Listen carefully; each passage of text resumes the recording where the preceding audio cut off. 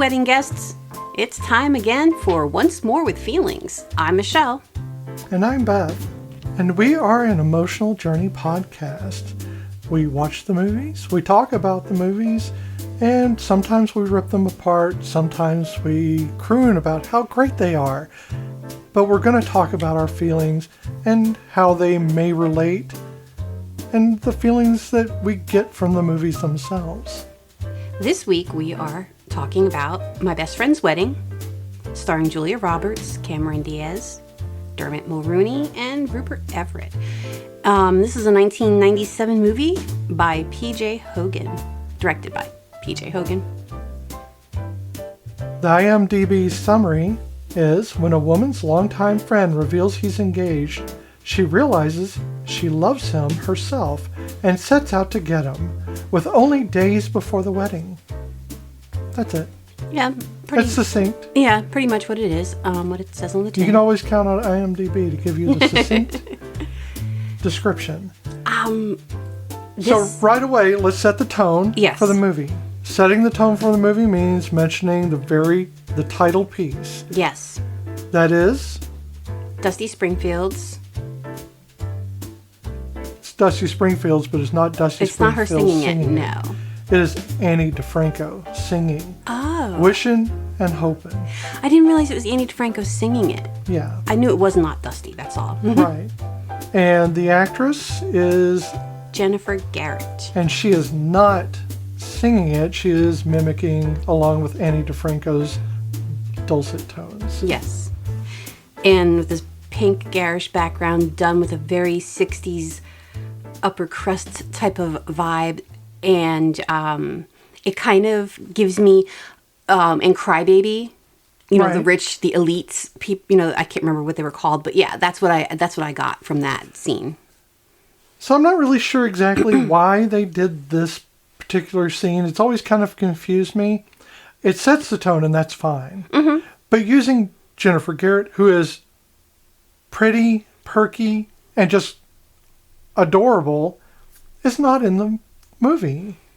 No, but I get what they're doing with that song. So I kind of was hoping that it would be more.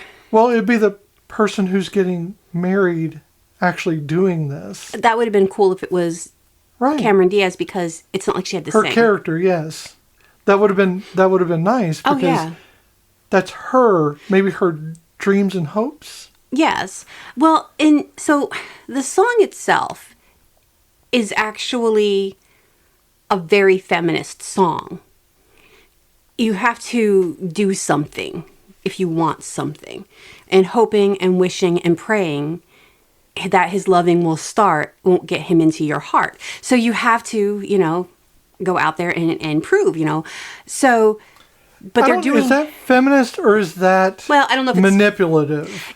It might have been considered feminist for the 60s, because I do believe Dusty was quite a feminist. She was a lesbian in a time where that was like so taboo, and you didn't talk about that shit. So I want to believe that it was, in her eyes, a feminist take on, if you love somebody, sitting back and just hoping it's going to happen is not, because love, it does work both ways. It is a work for two people together in a relationship.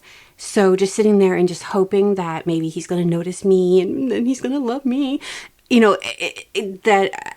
So are you saying that this is more of?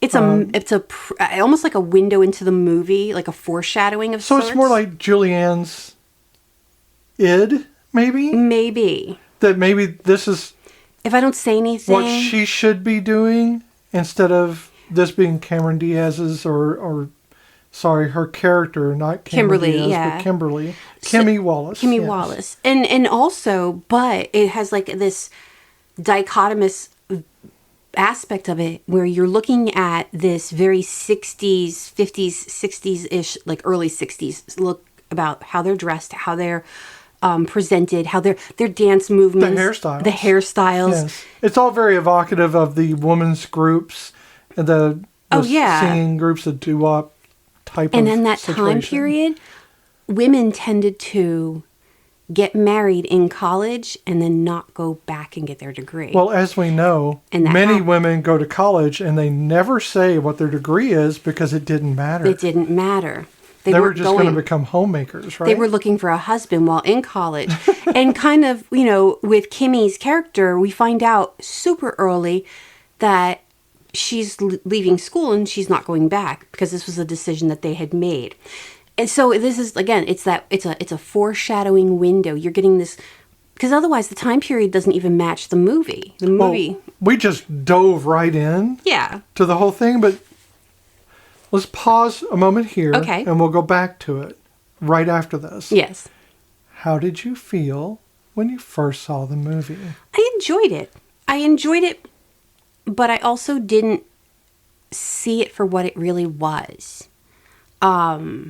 And we will obviously, and I think that's my catchphrase, as I say that all the time, is we'll get into that later on. But I didn't see the problems in it, but I think it's because, let's see, 1997, I was quite young. And I was, you know, still living in that fairy tale that, you know, if I hope that somebody is going to be a better person, then they will be a better person. And, you know, that doesn't work. And being a better person for other people does not make them better people. I enjoyed it, but I didn't understand it.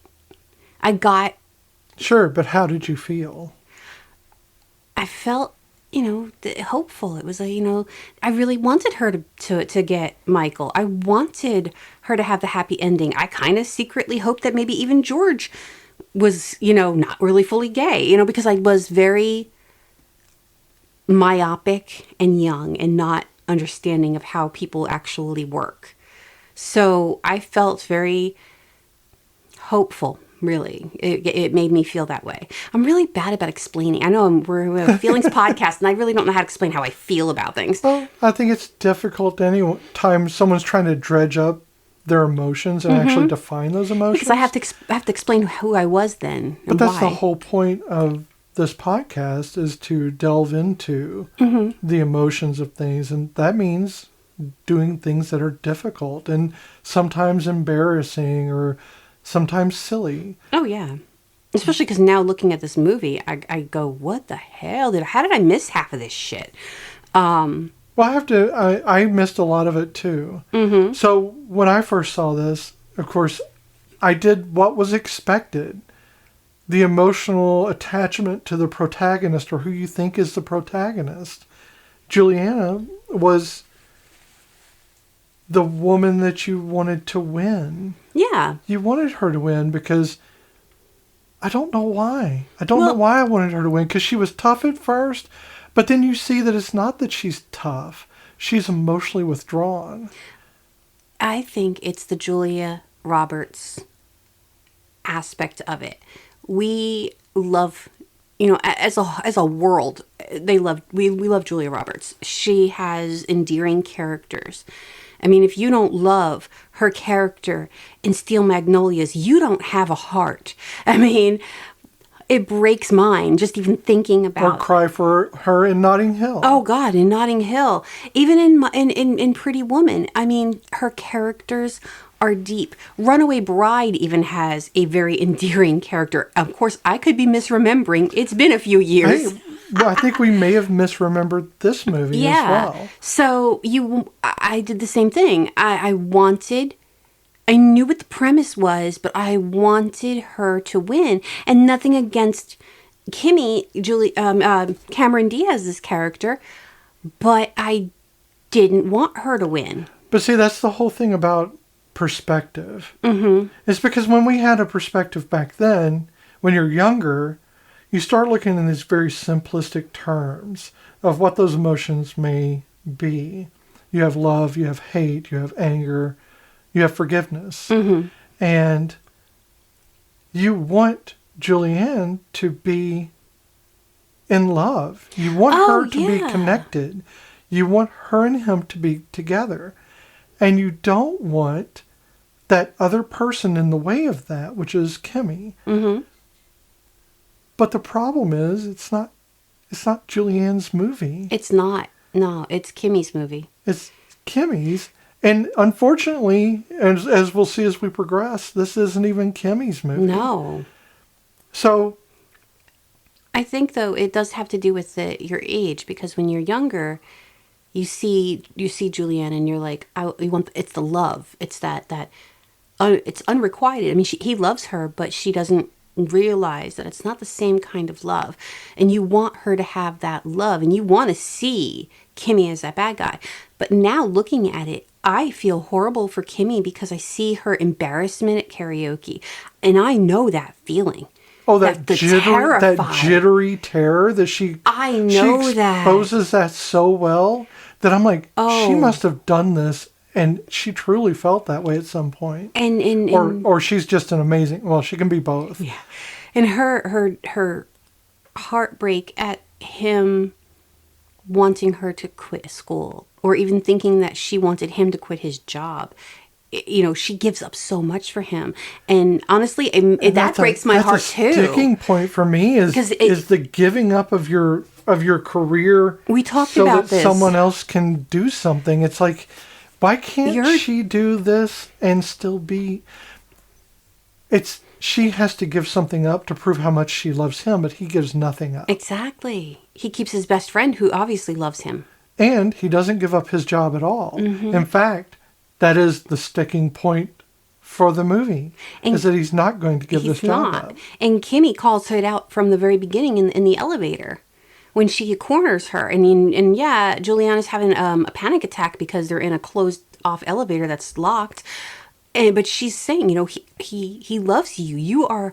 I will never compete with you. So instead, I'm just going to embrace you. And which to me is like very emotionally healthy for Kimmy. Oh my God, Kimmy, go. Other than the fact that, she does say, she would die without him when he threatens, that's kind of. Yeah, there are a lot of things that are in the trope. Yeah. And it can be a very tropey film. If you can't get beyond the trope, you're going to stumble a lot. Oh, definitely. Because this movie is going to bring those roadblocks up for you every time. Yeah. Every few minutes, there's another trope that gets thrown out.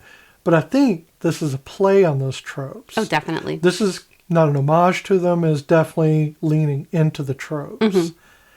What I do like about it is it subverts a few tropes as well along the way.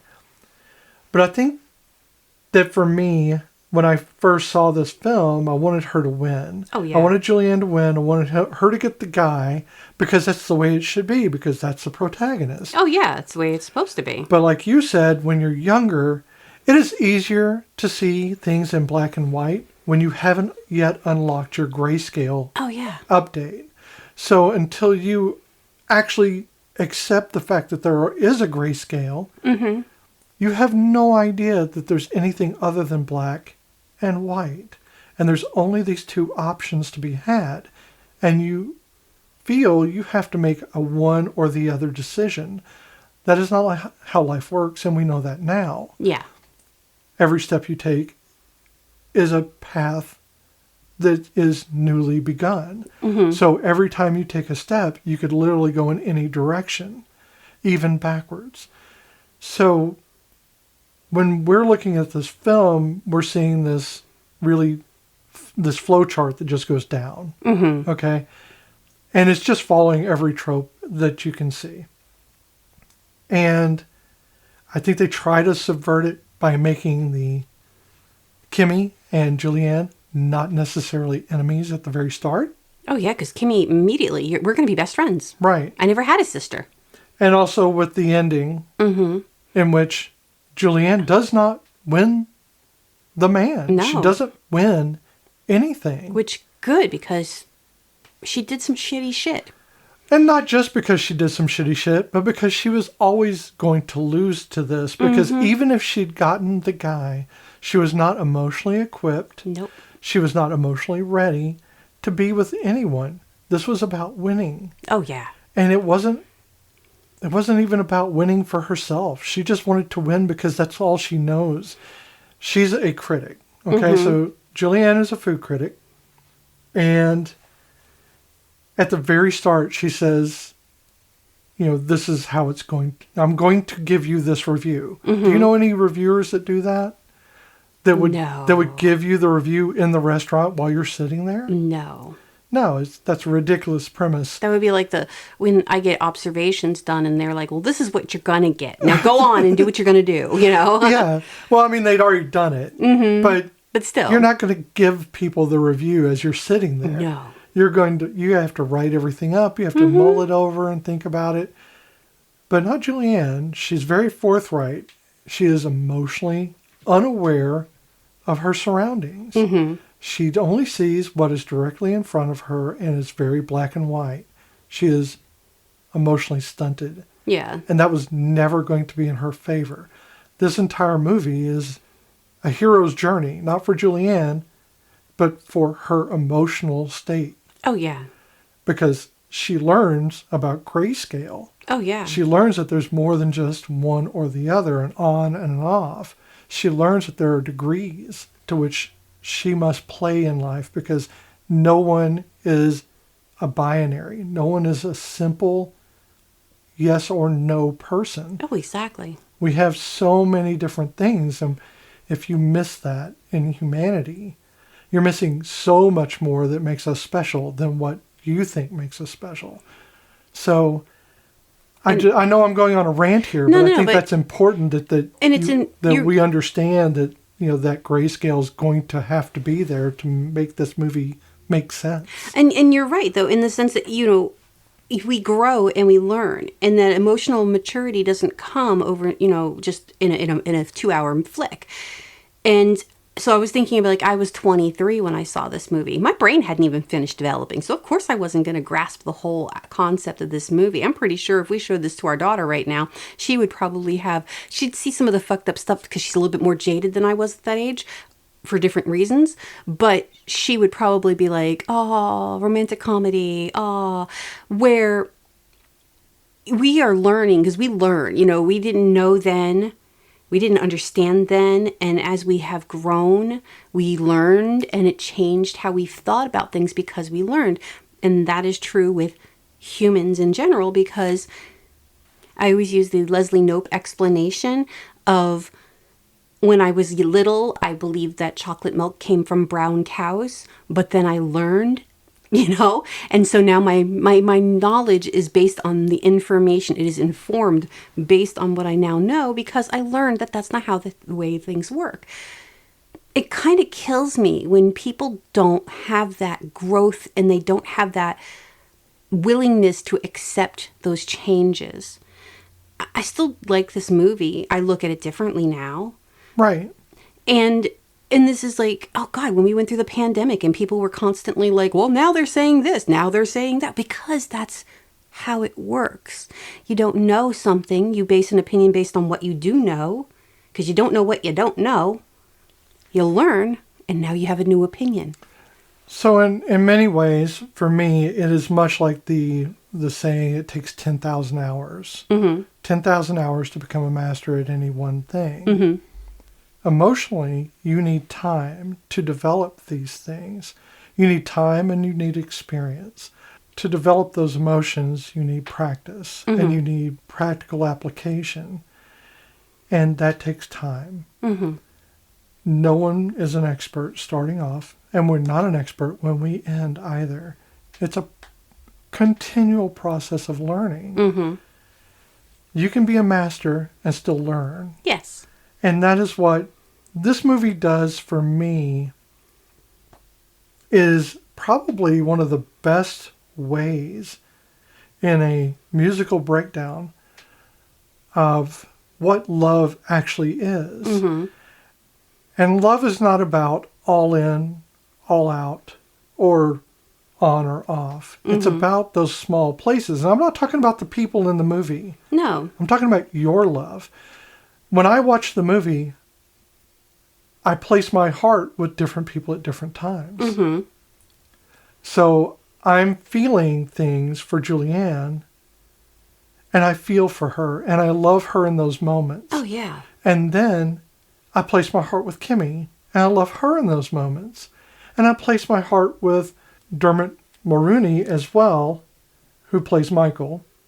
You place your heart with these people because this movie is not about who's winning. Mm-hmm. It's about who's right in the moment, and I mean emotionally correct. And they are all wrong in certain situations.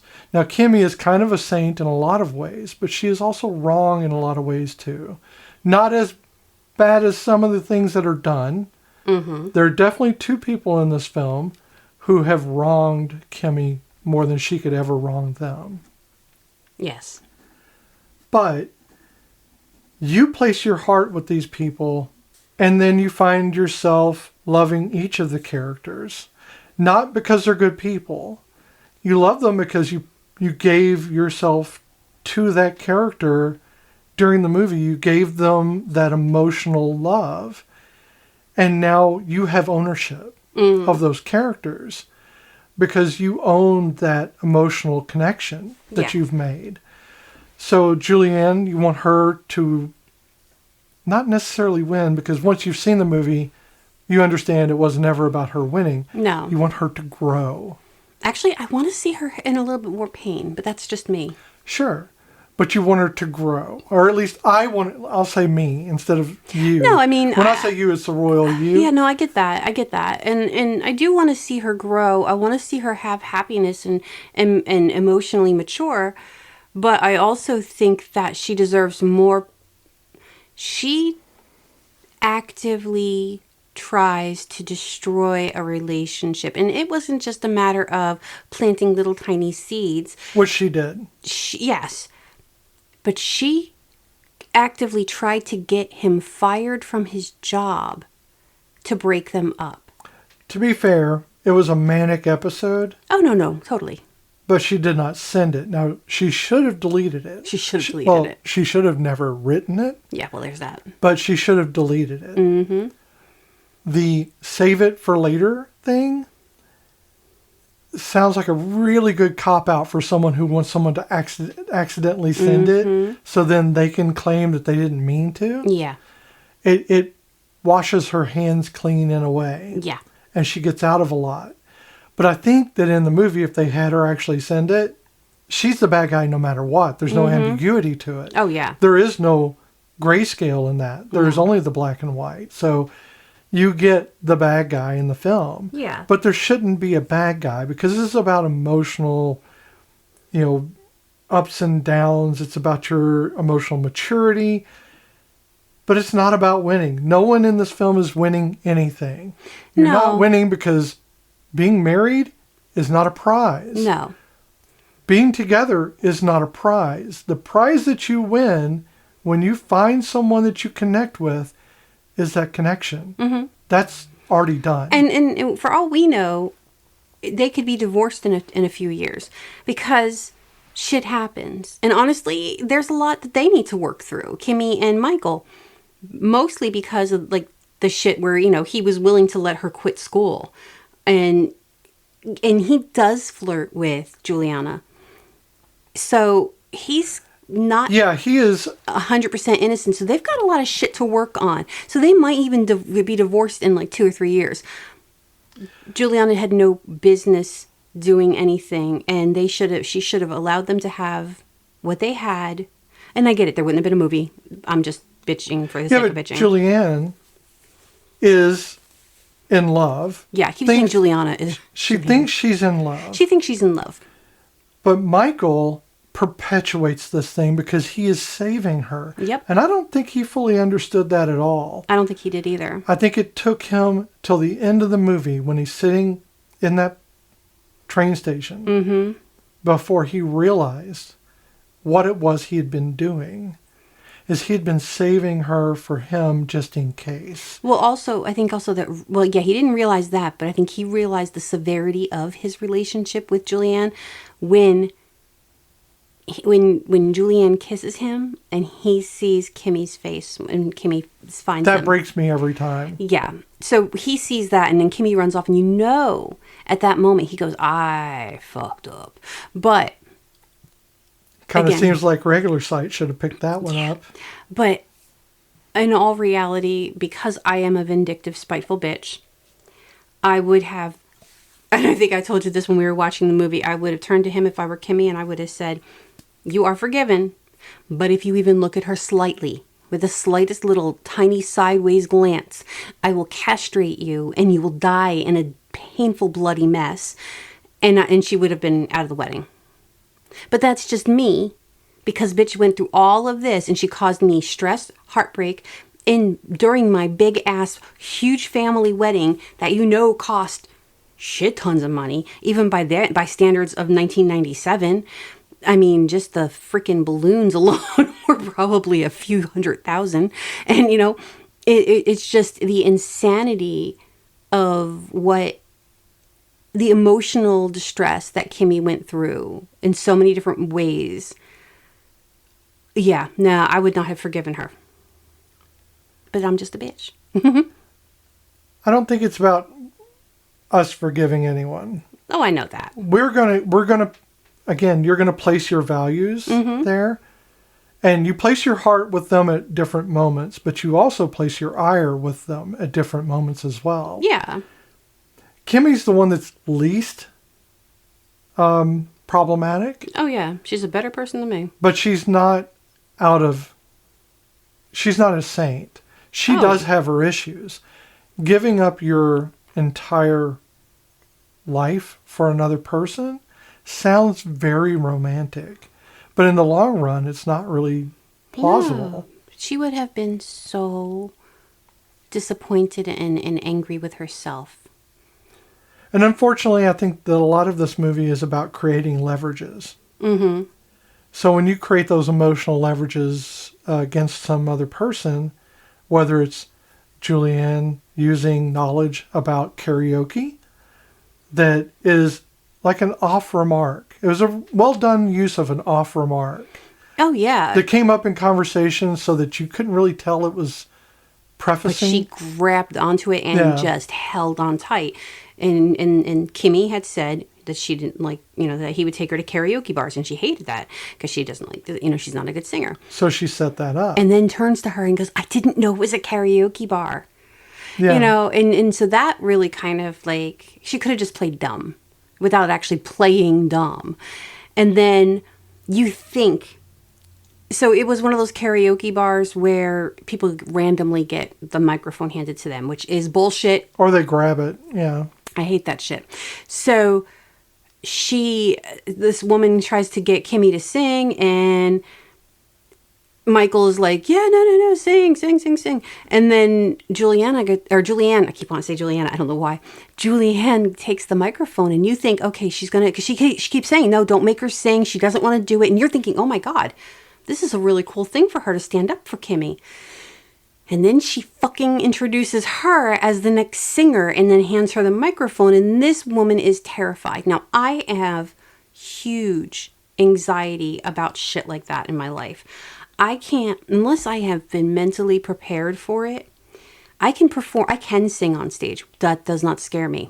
If I have to speak in front of a group of people, I literally have to have a podium in front of me because I will shake the whole entire time. And it's happened way too many times. I know that fear. And that performance anxiety and that just uncomfortabableness and the sick to your stomach. And she beautifully pulls that off because all of her facial expressions, her whole pulling herself in. She had that jitteriness that is so, I mean, you can feel that. Oh, yeah. You can really feel it. So now, I don't know how tall Cameron Diaz is. I just know that when we watched The Holiday, the woman she looks long and lean in that movie. So I don't know if she's a really tall woman or not, but she looked tiny in that scene because she pulled herself in.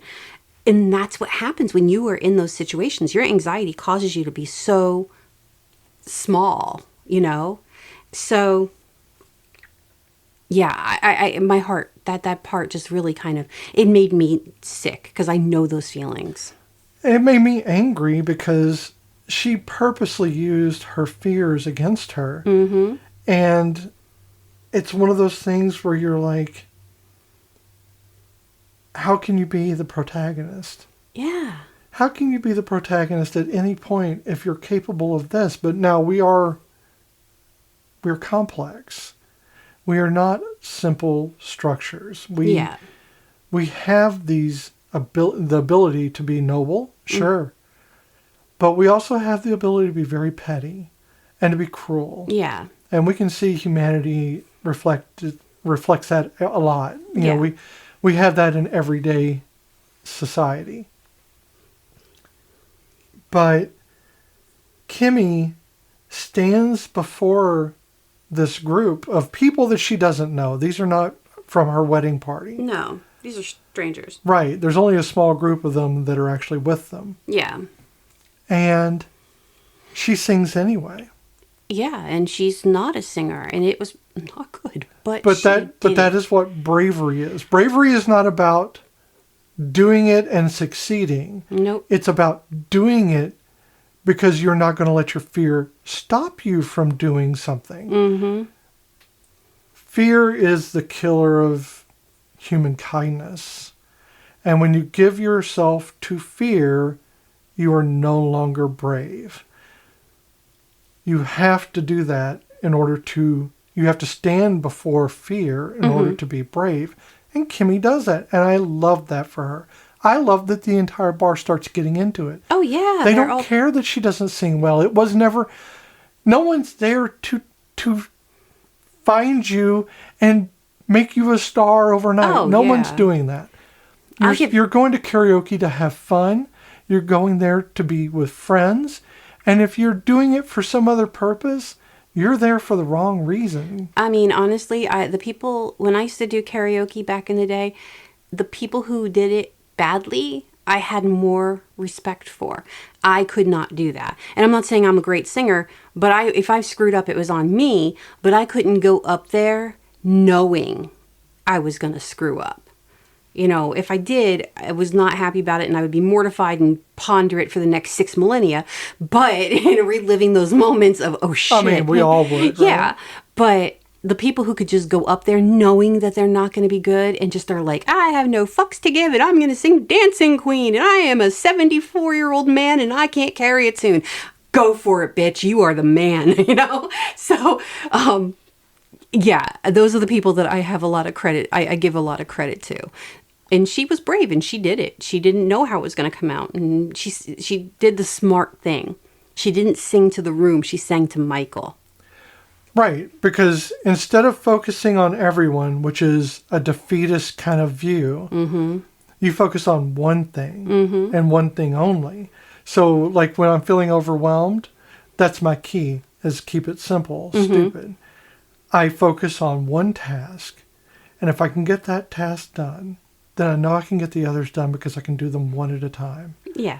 So I don't feel overwhelmed.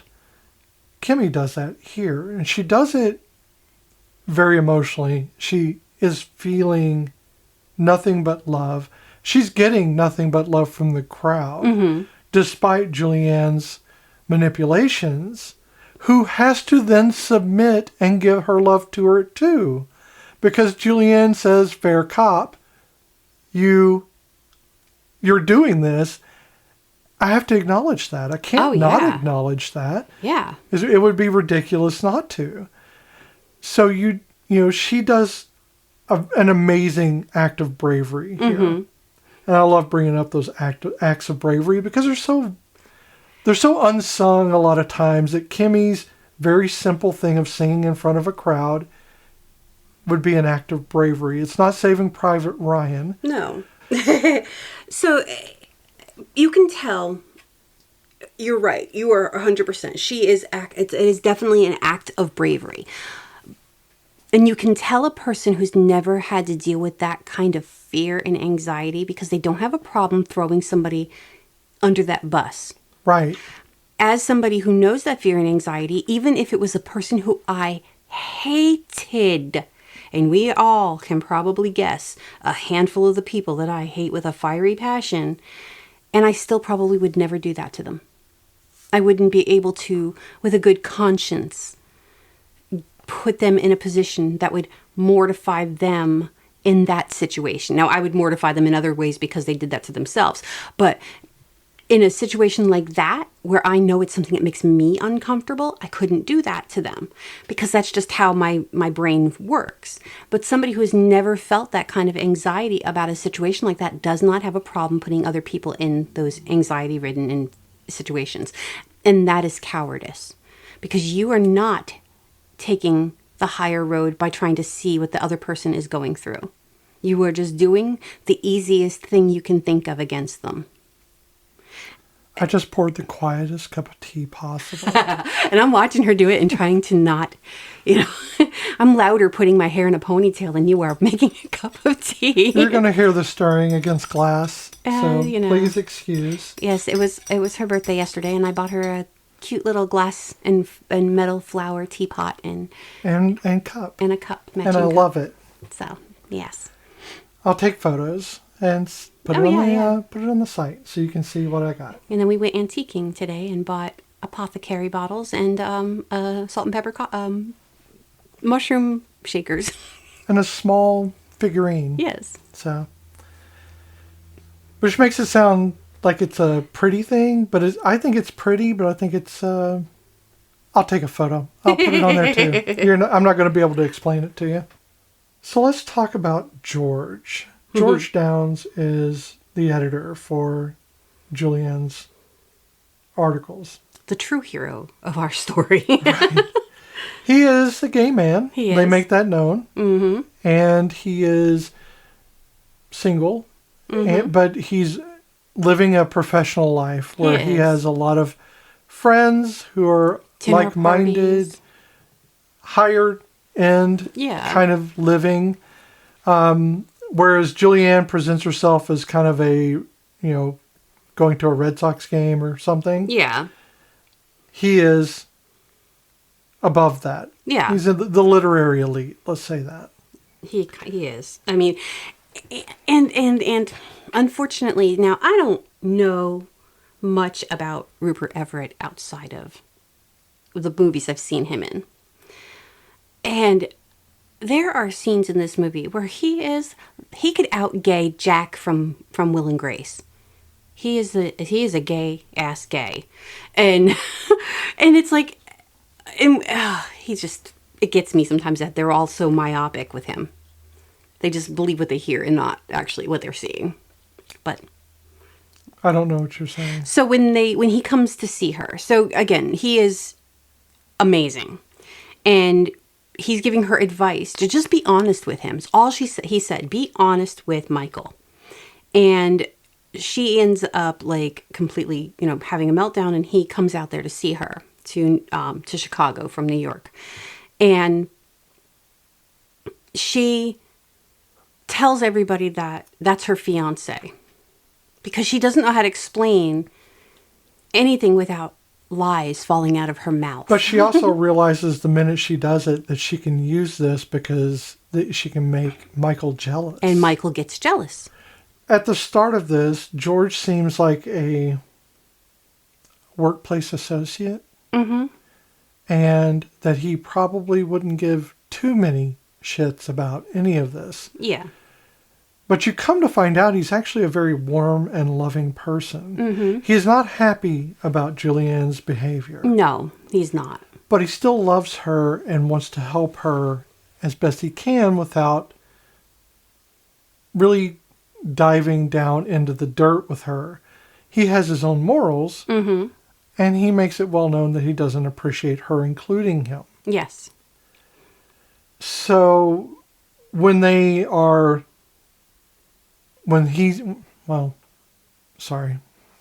trying to form this correctly. Okay. When Julianne says that he's got to leave, he says, oh no, I can stay for the dinner because they're going to have dinner after the wedding rehearsal. Yeah. And it is at Bury the Cuda's, a seafood restaurant. And this is a rich family getting married to a sports writer. They're all doing well for themselves, but they're going to Bury the Cuda's seafood restaurant. It's a family-style restaurant. Yeah. Where the waiters and waitresses wear lobster claws or crab claws or Yeah. whatever claws, foam claws. That's what Yeah. they wear to serve. Yeah. Which, And weird, like, very family restaurant, child's restaurant attire. they're a very weirdly down-to-earth, extremely rich family. Yes, it's very weird that they would pick that as the place that they would go. Now, granted, they are feeding a lot of people, but still, you would think it'd just be a catered service or something like that. No, Yeah. this is a family restaurant. It'd be like, it's almost as if you just took someone to McDonald's. Yeah.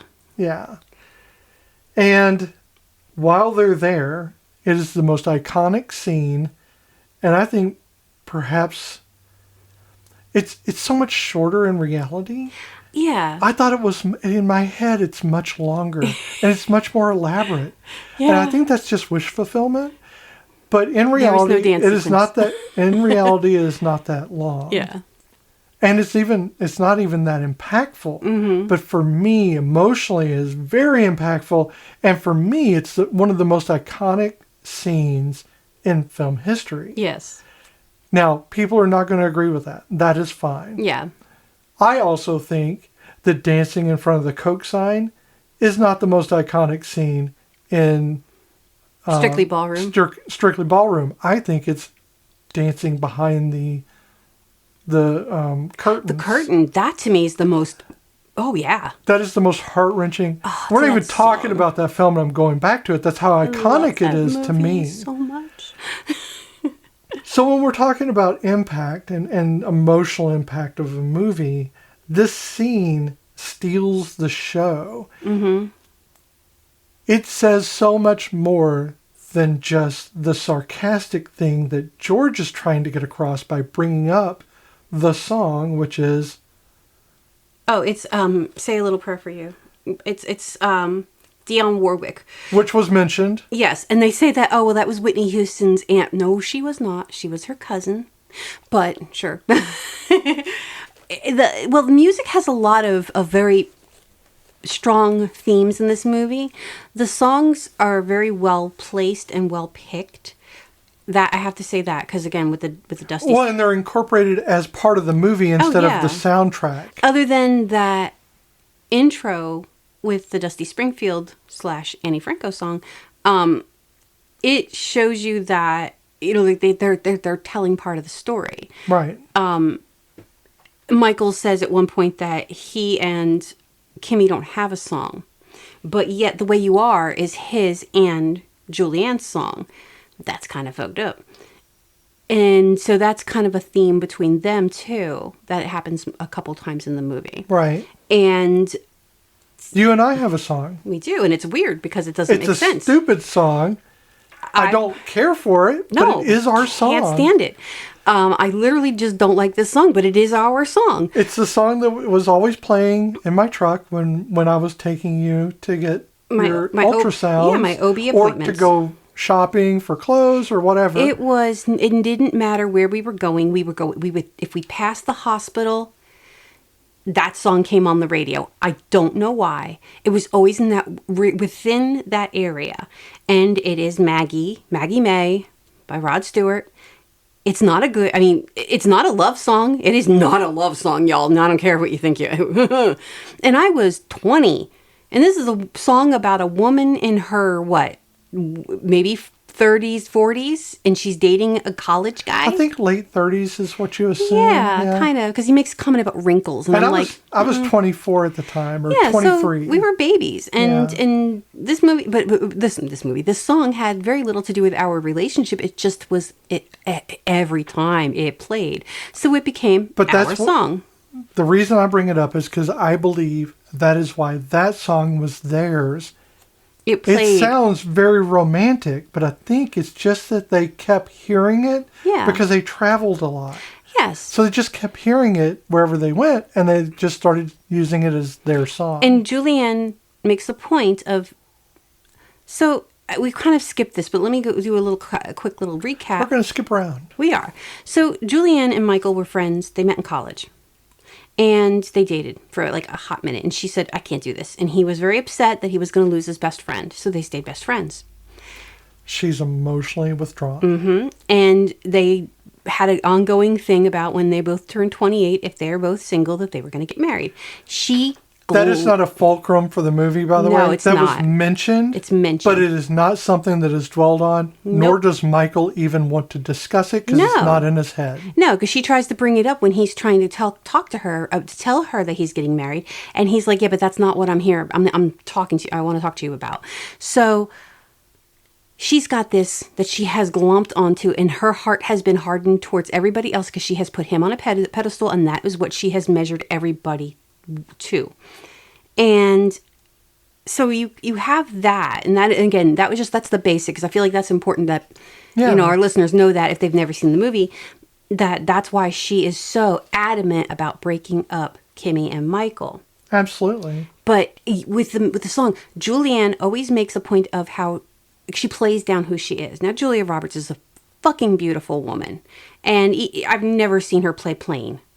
She doesn't do plain. She's beautiful, even as a plain person.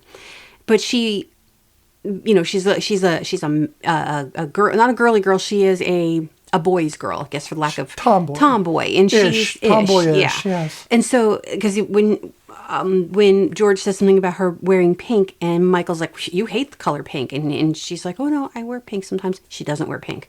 It was just part of the lie. So the way you look tonight, that would mean, like, to me, that song is like a New Year's Eve or a wedding song or something. Somebody, you just first date. Yeah, something that the person grasps onto a way you look in that moment. And that's what that song to me thinks. I mean, I understand how that can be a love. I can understand how that could be a love song. Totally. For all occasions, because there are moments where I will steal a glance. Mm-hmm. Sometimes you catch me because she has amazing perception. I have weird peripheral vision. It's like 180 degrees past. So I've got big eyes. Almost 360. I can't see with the big eyes, but I can see weirdly positioned. She can see sideways very well. Yeah. So I will steal glances at her every once in a while because either the light will be hitting her a certain way, or I'll be thinking about our past, or a day, or something that was said, or a little note that she gave me, or something like that, and I'm feeling a whole lot of love, and I will just look at her, and that emotion, it cuts through everything, and it's all about the illustration of love, and that is what I think the song is supposed to do for Michael. Yes. But it's not doing it because it was being shared with the wrong woman. Yeah. It was a song I think he had his heart set on for somebody. I think he had it set on her because he wanted it to be her, but it just wasn't going to be. And when she loaned it, quote unquote, loaned it to them, it became their song. Because he actually finally had that person where he could illustrate that love. Oh, yeah. Through the song. So it makes sense to me that this song could be something it could be a couple's song. Mm-hmm. But we know that it doesn't have to. It can be any silly old song. Oh, yeah.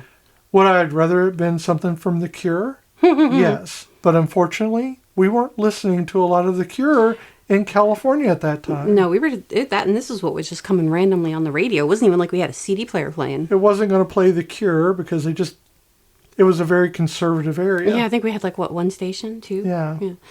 So one of the other songs that is also kind of poignant is when Julianne goes to talk to Michael. So her email goes through. Right. And because the assistant was told to send all his emails that are in hold. Yeah, so she went to go pick up Kimmy's father from work to take him to the bachelor party. Which is Walter Wallace. And yes. she used that as an excuse to use his computer to write an email from him, quote unquote, from him, to Michael's boss to get him fired. And it was basically just saying that he needed him to pull strings and to get him to accept a job with his firm so that way Kimmy could stay close to home and go back to college. So, unfortunately, it doesn't go the way she wants it to go, even though she had waffled and decided to not send it and just save it. But when the secretary was told to send all of his saved emails, I don't know who it went out. Yeah, I don't do that. I just send them out. Yeah, but this is like an AOL kind of Oh my situation God, because it so is an older movie. The flip phones, y'all. Was it 97? 97. Yeah, we're at 97. The so big, bulky keep that in mind. brick phone. Not brick phone. It was a flip phone, but it was Wide. It was a and- Motorola. Oh my It's God. a huge Motorola. So the boss, Michael's boss, sends him a message immediately, basically saying, you need to know what kind of people you are marrying into because he thinks that they're trying to manipulate And good Michael. on his boss for like Yeah. looking out for him. Good you know? job. So, means that they really care. And so Michael confronts Kimmy and they have a big blow up and he's like, the wedding's going to be over. Julianne goes out into the hallway, tries to smoke a cigarette. Baby Paul Giamatti shows up. Paul Giamatti shows up and gives some really Sage. sound and sage advice. Simple, but poignant. And smokes a cigarette with her. I thought that was like, I I'm know. like, what a great addition to the film. What's your favorite Paul Giamatti movie? I don't really know because there's a couple. I have a controversial one. What? I know not everybody likes this movie, but I loved him in it. And I kind of like that movie a lot. Lady in the Water. M. Night Shyamalan. I never saw it. He's in it. I've seen almost every M. Night Shyamalan movie. I haven't seen it I in haven't years. seen that one. I haven't seen it in years, so I don't really remember if he is a good person or not, but I just remember I really loved him in that movie. My favorite, I mean, if I had to pick one, he's got a pretty diverse thing. Sideways. Okay. Probably one of the favorites. And I just like saying his name, Paul Giamatti. It's a fun name. Giamatti. But yeah, I think that him being here, just kind of walking through the set. Yeah, he's a porter, or he's Right. a bellboy or whatever. It gives that stop, that rest for a moment, because so far, Julianne has done nothing but manipulate. She has done nothing Yes. but manipulate and connive and maneuver. This whole time, it's been full blast since go. Yes. So, And this is that emotional break yeah. where she finally starts seeing what she's done. And for a hot minute, she's got some regrets because Right. she's not sure how the wind is going to blow. So when Michael is done with his phone call, he says that the wedding's off. And, because obviously Kimmy's saying, no, we didn't do this. That's not true. Da, da, da, da. So she goes to bed thinking that the wedding's over. But then in the morning, there's a note saying that he went to the wedding, to the pre-wedding Right. reception-y thingy. And so she goes and they're standing in a tennis court that has a netting over it and all these helium balloons. And the three teenage boys, one of them being Christopher Masterson, who's playing Michael's little brother Scotty. Right. And if you don't Who know... we were just talking about the other day. Yeah, Christopher Masterson played the oldest son on Malcolm in the Middle. His brother, unfortunately, is... what is his name? But his name is Hyde on that 70s show. Unfortunately, he's related to him. That Masterson. Why can't I think of his first name? Doesn't matter. He's not relevant. So the three teenage boys are playing with the helium in the balloons. And so she goes and she's talking to Michael about, you said you weren't going to do this. And he's like, yeah, but her whole family is here and I can't do that to her. And No, he wants to confront them. he wants to confront them, but yeah, because he thinks the family. Yeah, you're right. And I think Julianne is like, She's still is- trying to work this in her favor, but Yeah. also get out of trouble. yeah. So while they're talking, the boys, with their helium voices, are singing Annie's song by John Denver. Right. Which, was also very poignant at that moment. So I just went a very long way just to mention this one song. But it sounded like Alvin and the Chipmunks singing Annie's song. But they did it beautifully. Sadly, John Denver died a few months after this movie was released. I don't know. There's no correlation. There's no correlation. Was he waiting for it? No, but there was no correlation. Well, I would hope not. It was a plane crash, wasn't it? No, I mean, was he waiting for the movie to come out? No, it's just that you just didn't hear a lot of John Denver songs being sung by teenage boys with helium, and also the lyrics of that song. It really, you muddle my senses. I didn't look up the lyrics. It's a beautiful song. But it's also poignant to what we're encountering now during the movie. They really use the songs to great effect. Mm-hmm. And they put it as the part of the movie. It's in the movie. Yeah, so it's not, like you said, it's not a background song. Right. And in the background, while they're in that moment, all those hundreds and thousands of balloons under this net. Mm-hmm. And you're like, they're going to release these. All those balloons. And I'm like, that is the most 90s. Oh, my God. That's the most 90s dare kind of situation I could think of. And if you ever get the chance, look up. There was, I think it was in Chicago. I honestly don't remember, but they had released like thousands of helium balloons for some event, and it like literally clogged the airspace. Yeah, those were Mylar, though. Not this one I'm thinking of. They were not the Mylar. These were regular, the regular. Yeah, the ones I heard about, they were the Mylar balloons, had really messed up everything because they really wouldn't come down for a very long time. Well, if I can find the video of it, we can post the link to it, because it's just such a moment. You ever see like swarms of birds, the little birds, and they all kind of together?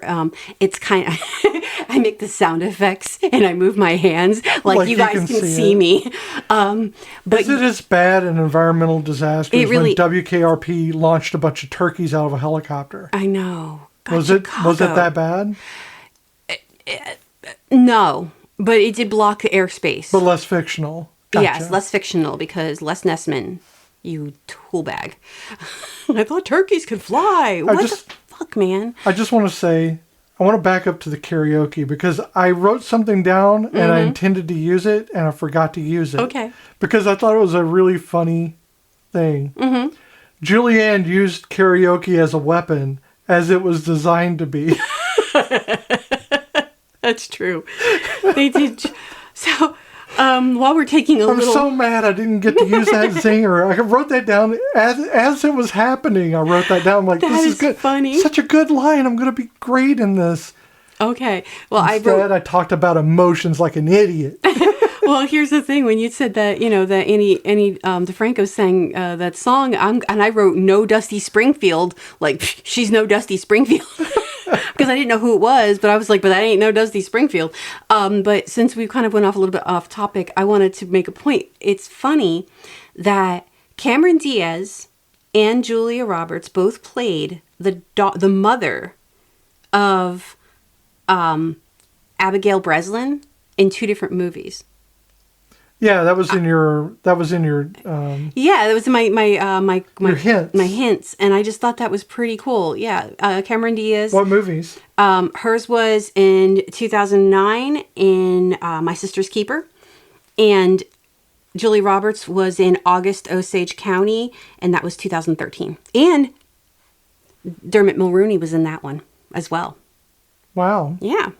Okay. He's a beautiful man. Did you know that this movie, that they actually did another version of this same movie in 2008? They gender bended it with Patrick Dempsey, and it's called Maid of Honor. Really? I did not know that. Yeah.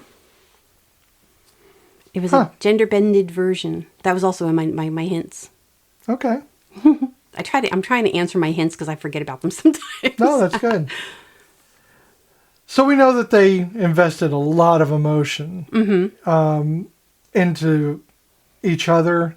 They're literally chasing each other. Oh, gosh, yeah. Across a field or across the lawn. And I love how the family are like, oh, they're so beautiful. They're so in love. There's Kimmy, and there's Michael. Michael's chasing Kimmy. Yeah. Because Kimmy saw them kissing. Because Julianne admitted that she loves him. Right. And that's all she admitted at the moment. But she saw them kissing, so she starts running away, going to the house to leave. Mm-hmm. Michael is following Kimmy. He's chasing after her, trying to get her to talk to him. Yeah.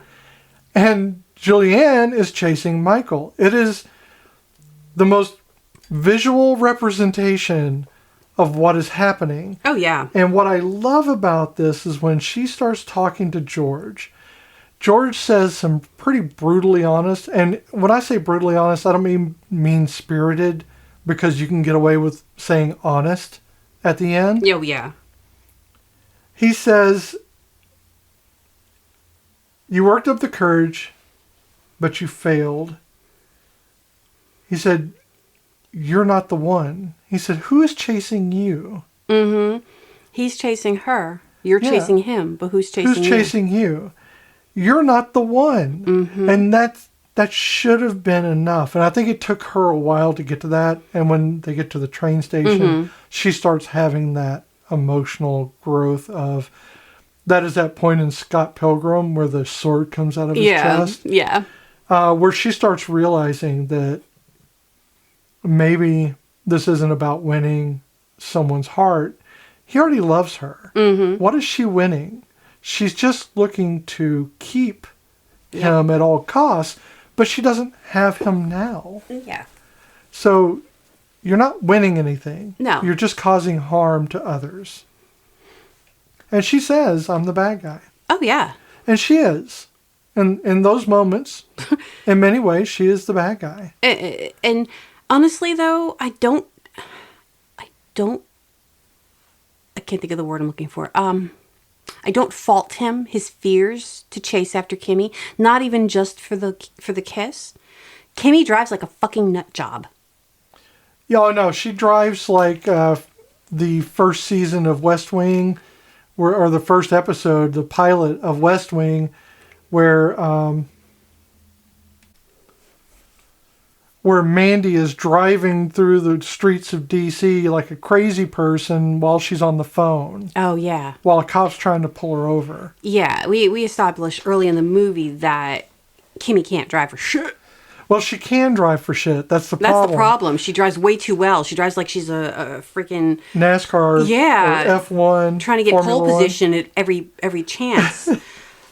So I can see him wanting to chase after her at that moment because, she couldn't die. Well, and then without regard for what she's actually doing, Julianne steals a caterer's truck. Yeah, she's driving around a giant bread truck. That is not a thing you can just do and have no repercussions for.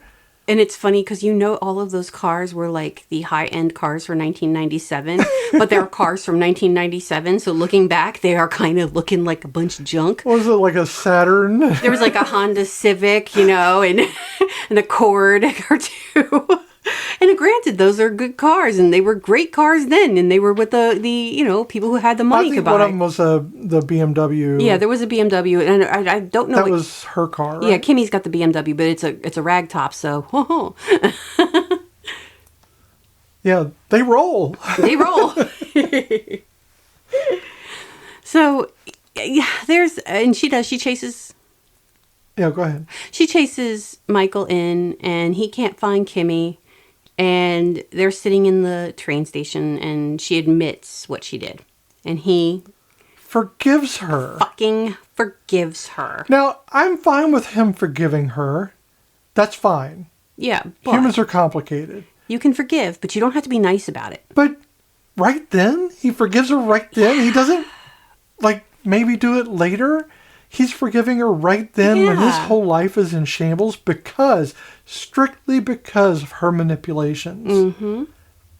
And so... coming clean, telling the truth doesn't absolve you of the consequences of those actions. No. It only says you acknowledge them. Exactly.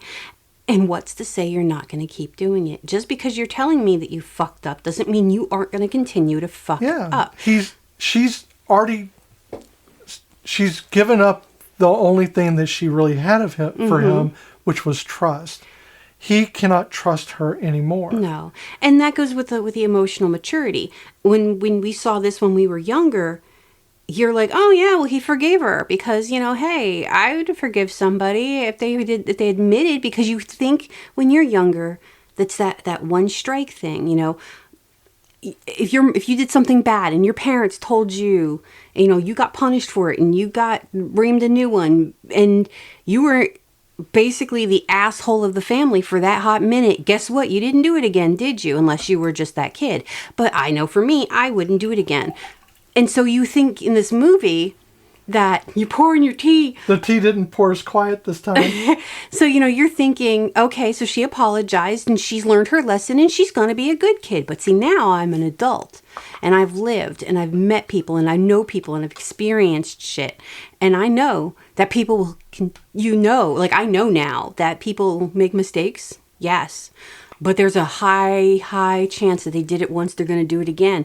And I want to give them the benefit of the doubt the first time around.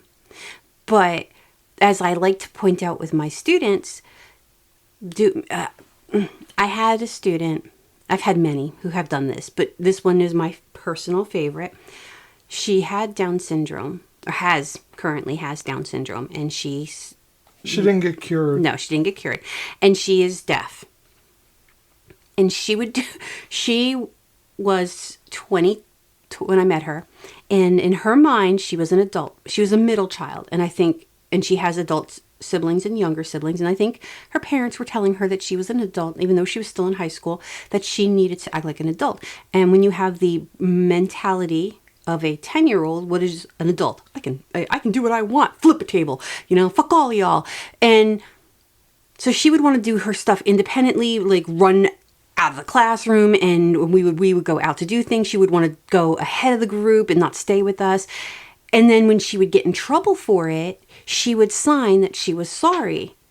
And I think all her life, she's had teachers and assistants who would be like, okay, it's okay.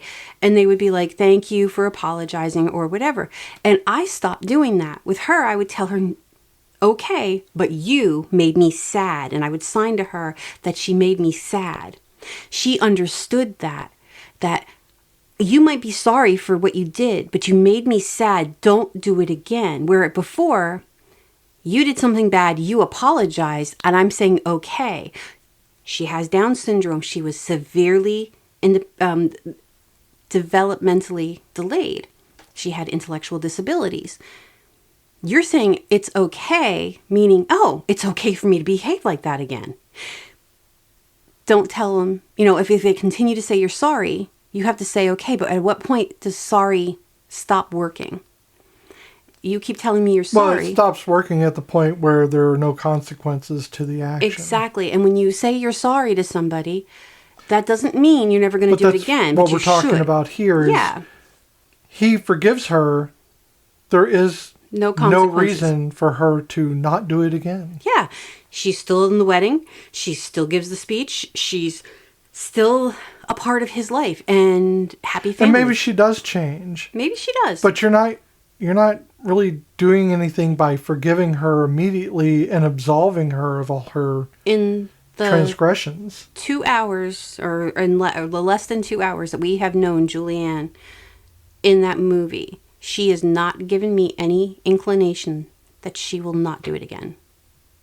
Yeah.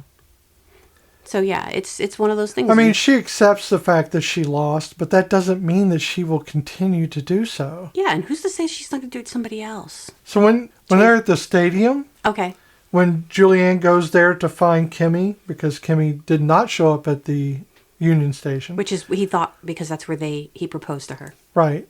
She goes there while he's looking elsewhere for her, because Julianne says she's going to help now. Yeah.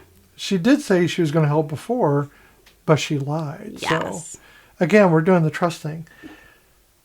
So she shows up at the stadium, and she finds Kimmy in the bathroom.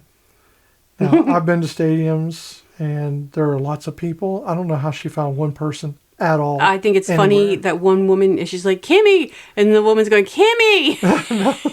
Just repeating it. Yep. But she finds Kimmy and they have it out. Kimmy is pissed and goes after And the women in Julianne. the ladies' room did exactly what women in ladies' rooms will do.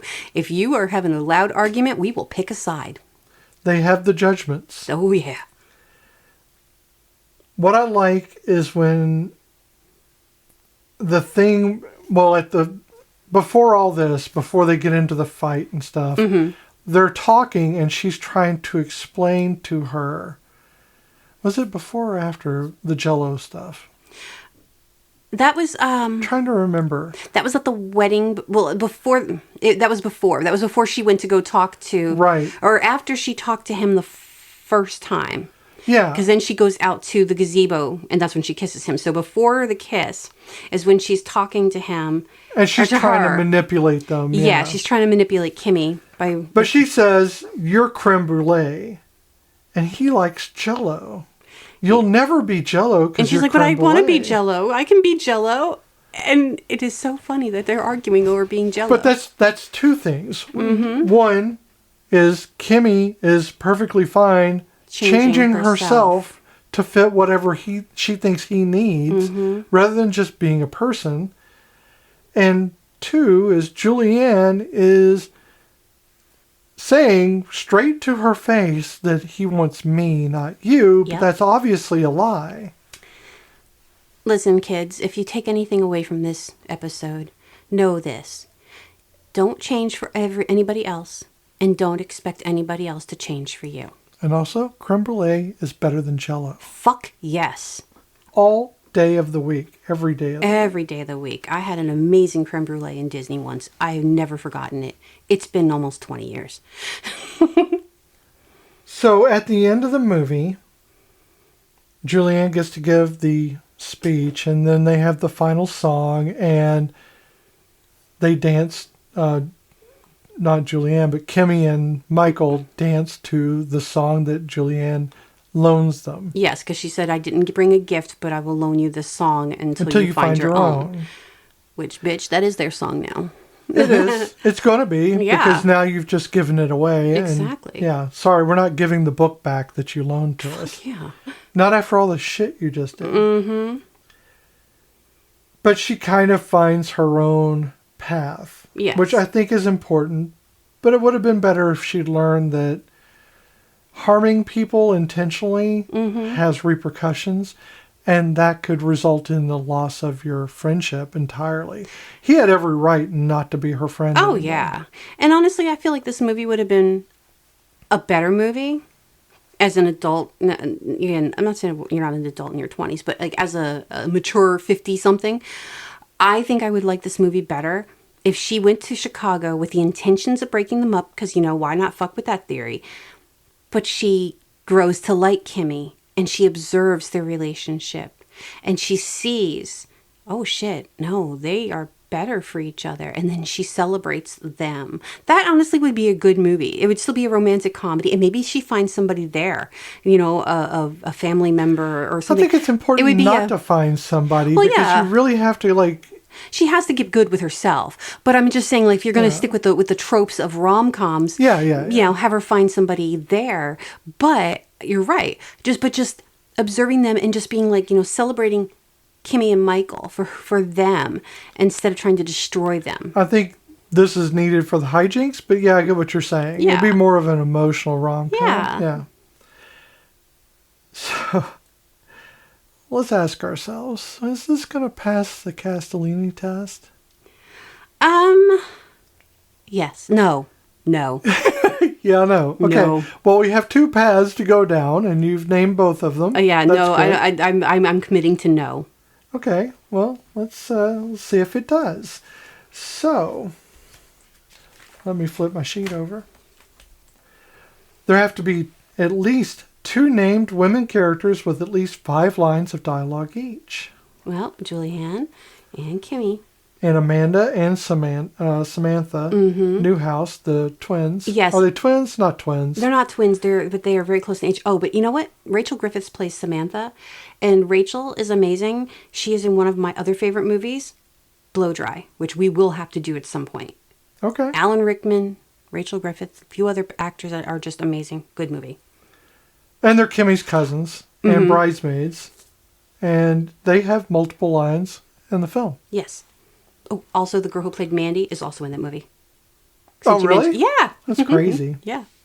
All right, so it passes that. Yep. Those characters must have a conversation, not necessarily with the other woman, either not about their partner or with their partner, future or current, and not about their relationship.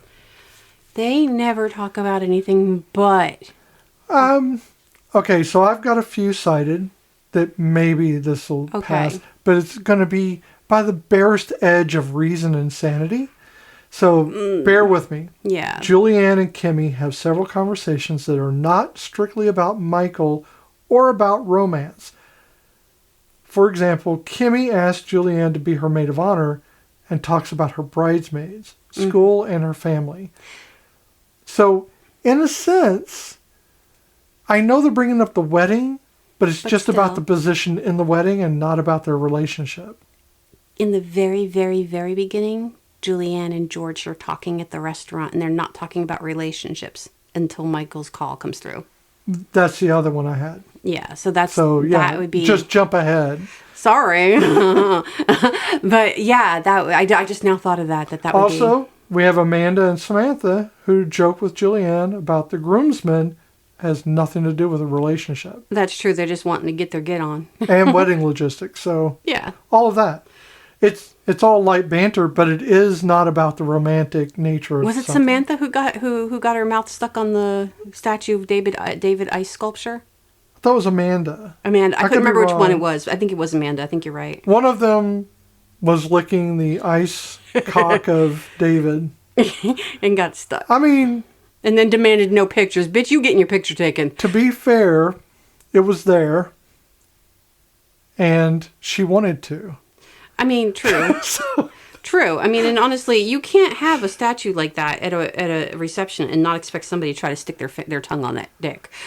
Just because, It's guts to happen. it's close to happen. So it passes on this one despite the dick. At least one of the women has to be integral to the plot, meaning that if she were written out of the film, it could not reach the same ending. Yeah, it wouldn't. There are two people. Yeah, both women. Yeah, Julianne is the whole reason the story's happening. Yeah. Otherwise, it'd just be two people getting married. Yep. And Kimmy. And Kimmy, who is Getting completely married. essential because she's the one getting married. Yeah. And she shapes she's the one that brings like the stakes to the thing. Yeah. She is not who's winning, but she is pivotal to the relationship of Michael and Julianne. Yeah, because we all know again that George is the king in this whole movie. Sure. He's That is true, though. the only person with integrity. Fully. He's the only one acting with full integrity. I mean, Kimmy's family, they are all awesome. And nobody in the family is Yeah. acting with any type of, They really do kind of bypass the family. Like Yeah. in While You Were Sleeping, the family family's is a part of the movie. They are the characters in the movie. Mm-hmm.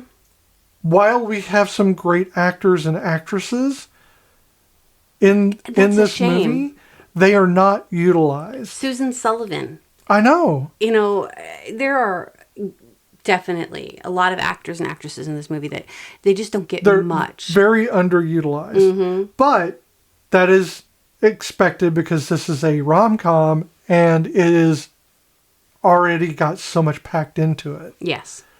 And it's essentially about the romantic triangle and not about the family note. Yeah. Whereas While You Were Sleeping was all about the family. Yes. So we can say, oddly enough, Yeah, with those two, if you squint sideways, those two conversations, yes. we can say that this Passes. movie passes the Castellini test. My Best Friend's Wedding passed somehow.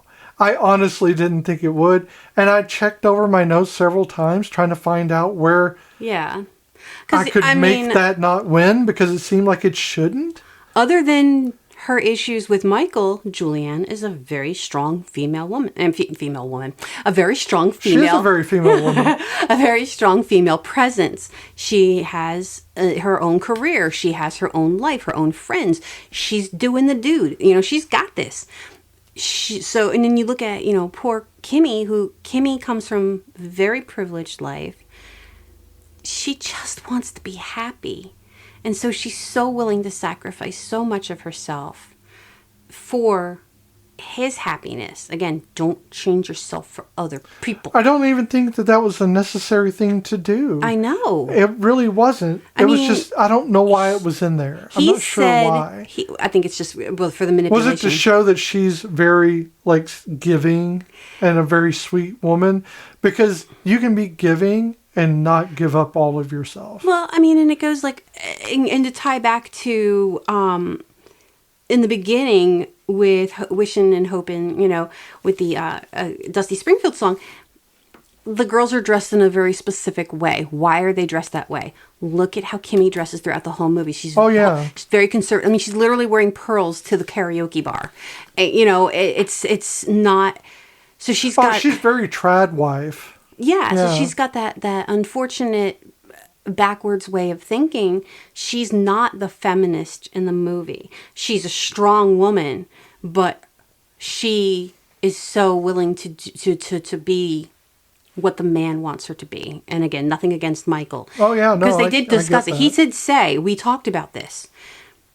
And they did. And you know what? They probably talked about it, and she probably caved so quickly because she just wanted him to be happy. And he probably took that as her just acquiescing instead of actually being upset about it.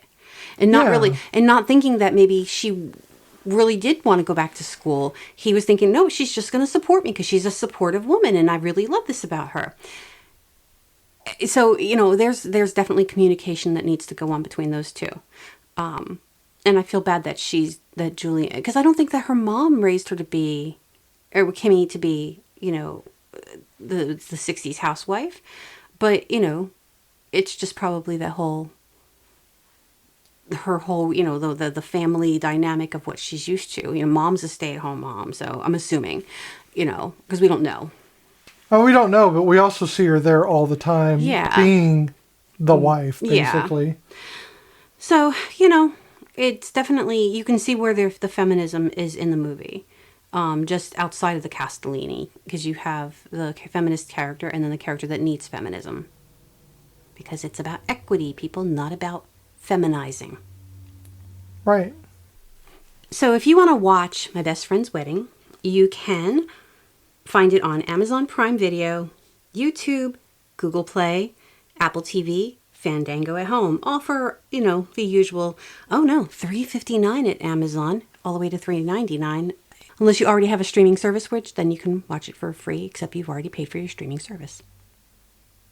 You're paying either way. You'll see this movie wherever you see this movie. Exactly.